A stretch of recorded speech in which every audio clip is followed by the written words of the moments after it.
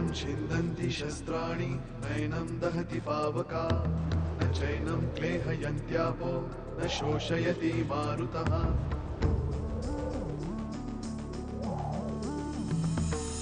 दिवसामागुणरात्र धावते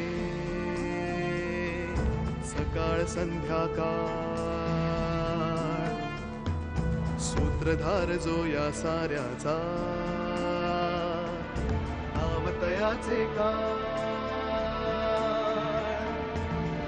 तयाच्या मनात दडले नकळे कधी कुणा क्षणात होते संभव सारे क्षणापूर्वीचे असंभव असंभव असंभव असंभव.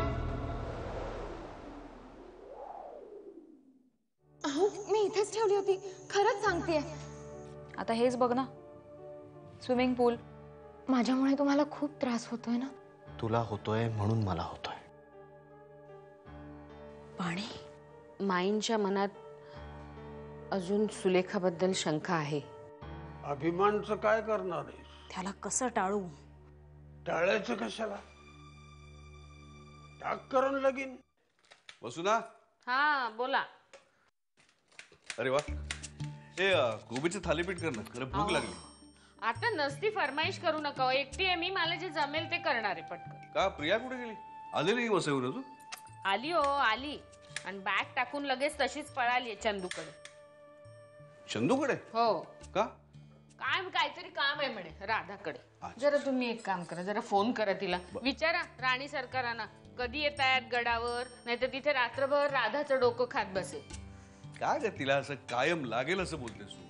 आला वाटतं लगेच लेकीचा पुळका आला का? पुळका वगैरे काय नाही. माझी मुलगी गुणाची आहे.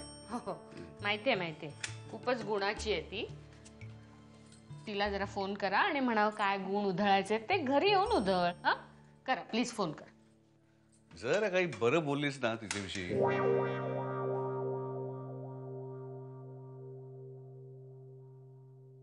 आदिनाथ, तुम्ही उद्याची डॉक्टर सामंतांची अपॉइंटमेंट घेतलीत?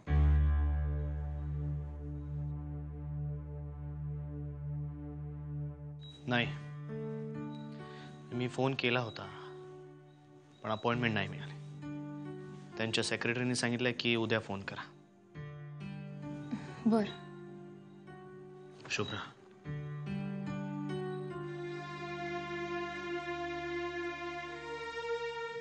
शुभ्रा, हे सगळं करण्याची खरंच गरज आहे का ग? आपण दुसऱ्या डॉक्टरांकडे जाऊया ना. आदिनाथ, माझी मलाच खात्री पटू दे ना की मला वेळ नाही लागलाय.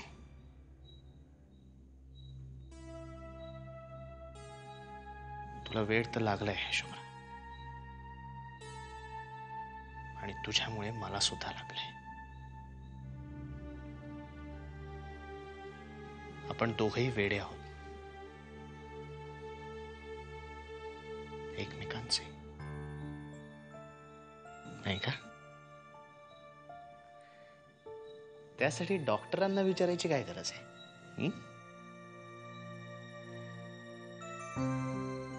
मी आले. शुभ्रा, थांब ना. का पळत असतेस सारखं माझ्यापासून?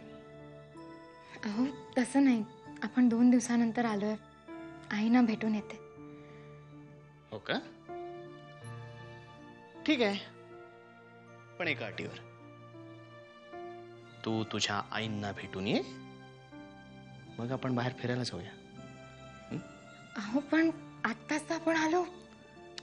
तसं नाही का? मस्तपैकी बीचवर जाऊ फिरायला. नको ना. आईस्क्रीम खाऊ. चालेल. आता चालेल का? आईस्क्रीमचं नाव घेतल्यानंतर कसं लगेच तोंडाला पाणी सुटलं.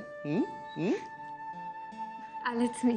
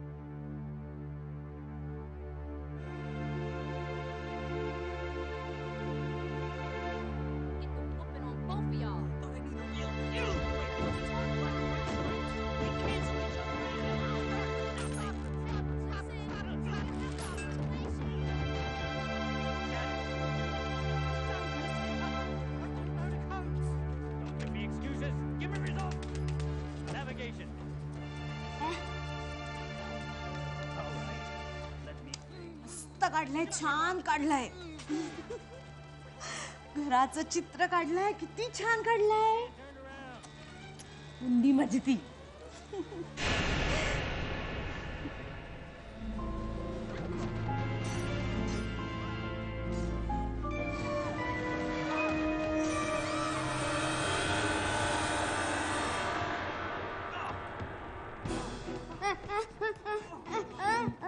मला बघायचंय प्रथमेश, मला बघायचं, मला कार्टून मला बघायचंय. नाही हे बघ, मला बघायचं. तू पण बघ ना, तू बघ. असं नाही करायचं. हे काय करतोस? मला बघायचं म्हणून सांगितलं की नाही. प्रथमेश, नाही, मला बघायचंय. नाही बघा करणार. प्रथमेश काय झालंय हे?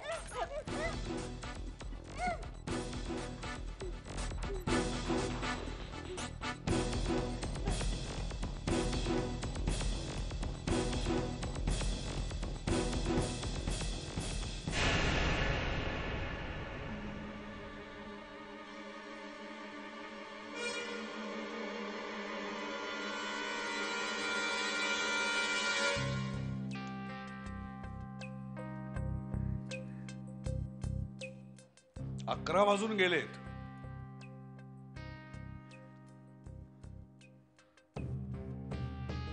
आधी कुठे? नाही, आदी आणि शुभ्रा जेवण झाल्यावर बाहेर गेलेत. आईस्क्रीम घेऊन येतो म्हणाले. प्रिया अजून घरी आली नाहीये. शुभ्राला काही सांगून गेले किती? मला नाही वाटत, कारण आधी कारण आपल्याकडे पद्धत नाही सांगून द्यायची.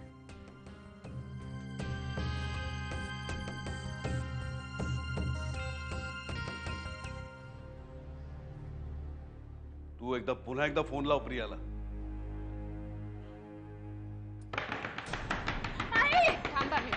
अगं हो हो हो, एवढ्या नाही. काय झालं का एवढं? अगं काय झालं? कोण माणसं? अगं कोण माणसं? अगं बोल ना, काय झालं? बसू ना एक मिनिट. तू पहिले दरवाजाला. तू दरवाजाला. तू बस इथे, बस शांतपणे बस. घाबरू नकोस, मी आहे इथे. एकदम शांत राहा. काय झालं ग? अगं कोण? पुढे बोल ना, काय तू जरा शांत हो. आधी प्यायला पाणी घेऊन ये जा. तू मला सांग, काय झालं सांग मला. तू कुठे पडलीस का? तुला ऍक्सिडेंट झाला का काही? हा, नीट सांग. ये शांत हो, घे पाणी पी, पाणी पी. शांत. इकडे. आता मला सांग काय झालं. मी बाईच्या घरातनं बाहेर पडले. बस स्टॉपवर चालत येत होते. तेवढ्यात तिकडे गाडी आली आणि त्याने मला हात खेचला. अरे देवा, ती माणसं. कोण माणसं होती ती? म्हणजे त्याने तुला काही? मी तिकडनं पळाले. कशी म्हणजे मी ठरवलं होतं मी काही होऊ देणार दैवाच्या बाबतीत. पळाले. बाबा, ती माणसं परत नाही देणार. नाही राजा, कोणी नाही येणार इथे. मी आहे, बाबा आहे, दादा आहे. तू जरा शांत हो, प्लीज शांत हो. पण तिला मला एक सांग. प्रिया, तू त्यांचे चेहरे पाहिलेस का? तुम्ही नाही बघितले. मला नाही आठवत आहे. बाबा आवाज. एक माणूस मला सारखं म्हणत होता. तो मला सारखं म्हणत होता की तुम्हाला इतके वेळा सांगून कळत नाही. आता भोगा आपल्या कर्माची ओढ. आई तो म्हणाला उद्या जीव जायचाच आहे. आई मला भीती वाटते. हे यशवंतरावाचं काम आहे. मी त्याला सोडणार नाही. तुम्ही काय करता? अहो ऐका, माझं कुठे निघाला तू मला अडवू नकोस. तू बाजूला हो आधी. अहो तुम्ही ऐका. अशी आई मला भीती वाटते. मी परत नाही कोणी नाही. मी दादाला फोन करते.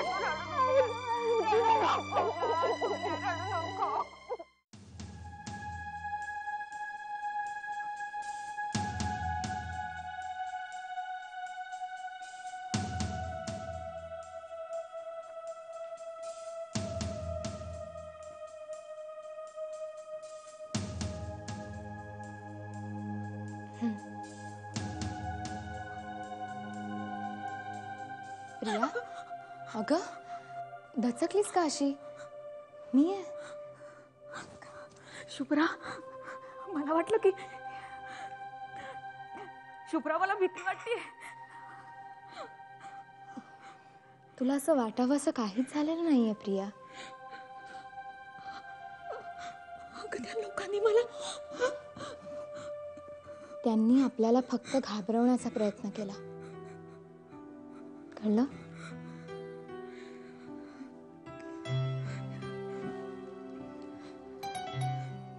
कोणीतरी आहे जो आपल्या कुटुंबाला त्रास देण्यासाठी हे सगळं करतोय.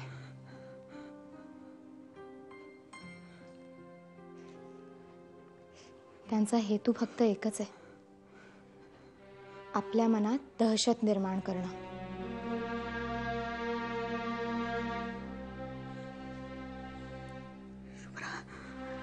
हे तू काय बोलतेस? अगं त्या लोकांनी, नीट विचार कर, मग तुलाही कळेल.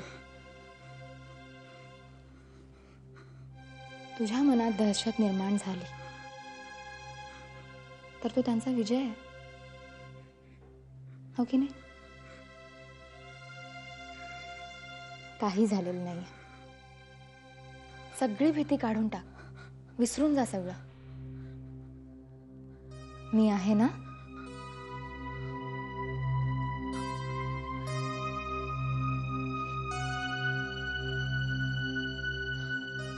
इतकं सोपं नाहीये ते शुभ्रा.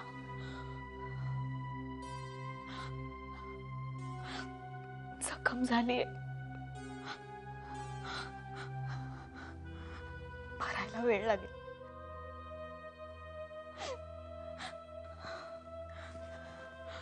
खूप जखमा झाल्यात गेल्या काही दिवसात.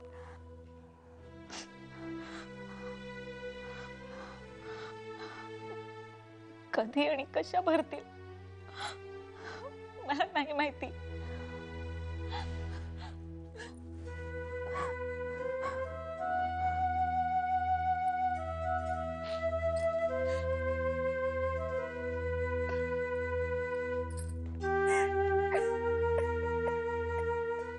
आई, आई तू रडणं थांबव ना आता प्लीज. प्रिया कशी सावरेल रे या धक्क्यातून? आई तू तिची नको काळजी करू, शुभ्रा आहे तिच्या बरोबर. मला बाबांचं टेन्शन आहे ग. ते त्या यशवंतरावकडेच गेले असतात नक्की. आता त्यांनी यानं तिथे काही केलं आई तसं काही होणार नाही ग. मी भाईला फोन करतोय ना आता. मी भाई बरोबर जातो डायरेक्ट त्या यशवंतरावकडे. तू नको काळजी करूस. मला काही सुचत नाही रे. भाईनी पण आत्ताच फोन बंद ठेवायचा होता.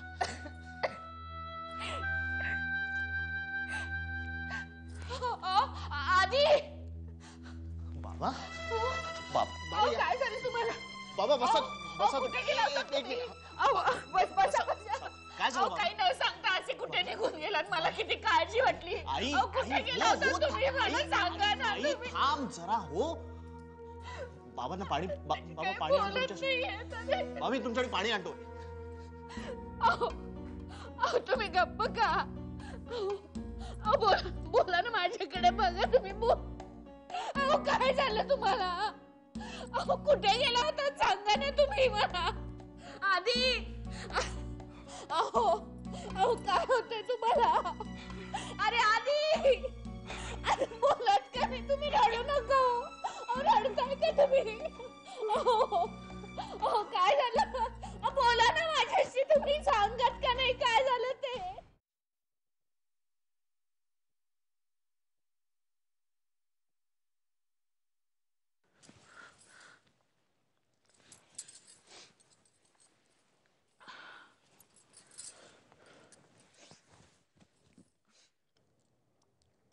कराग्रे वसते लक्ष्मी, करमध्ये सरस्वती, करमूले तू गोविंद.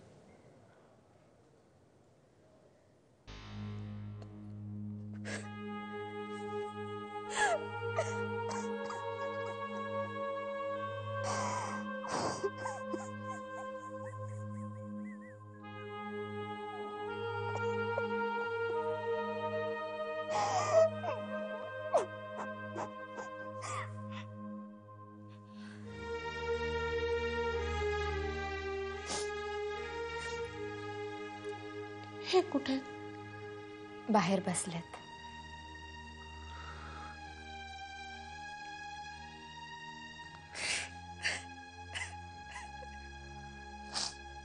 असं रडू नका आली.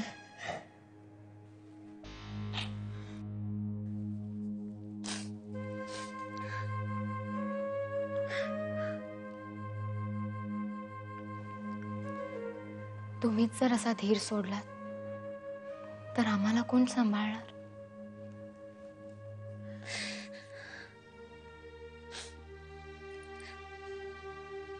मी काय आणि कसं सांभाळणार ग कोणाला?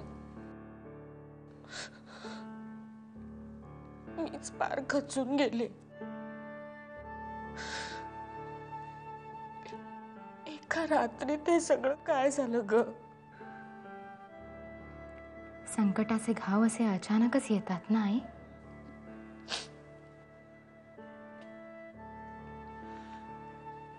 आपल्यालाच सावरावं लागतं.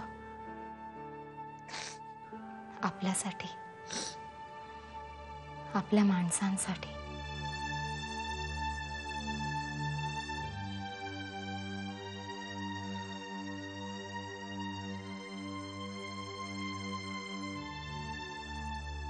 काल अख्खी रात्र हे नुसते बसून होते. काही न बोलता बसून होते.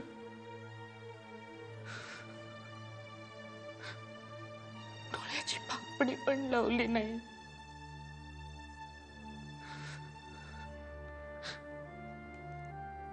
एरवी त्यांच्या मनात काय आहे हे न सांगता सगळं कळतं मला.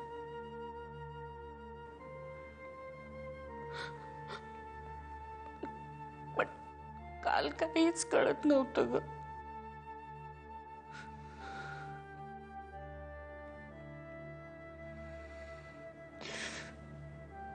पस्तीस वर्ष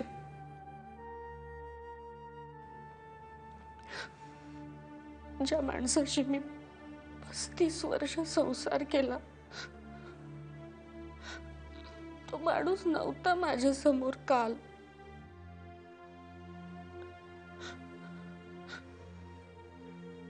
त्या जागी कुणी वेगळाच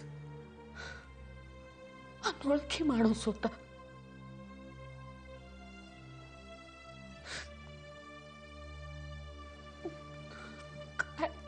काय होतं त्या नजरेत माहित नाही. भीती, संताप का पराभव का नेमकं काय होतं त्यांच्या नजरेत कळलंच नाही मला.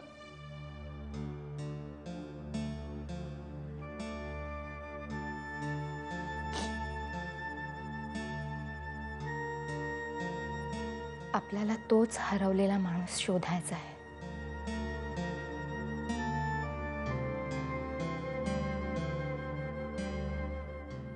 तुम्ही माझ्या हातात ह्या घराच्या चाव्या दिल्या होत्या ना.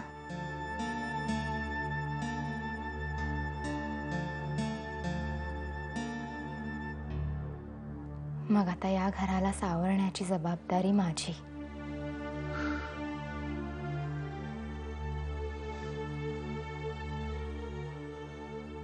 पण मी तुमच्या आधाराशिवाय काहीच करू शकत नाही आहे.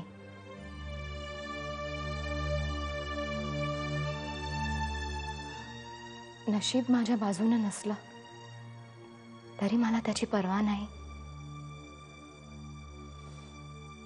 पण मला माझी माणसं हवी आहे. ती असली की नशीब आपोआप आपल्या पाठीशी येऊन उभं राहतं.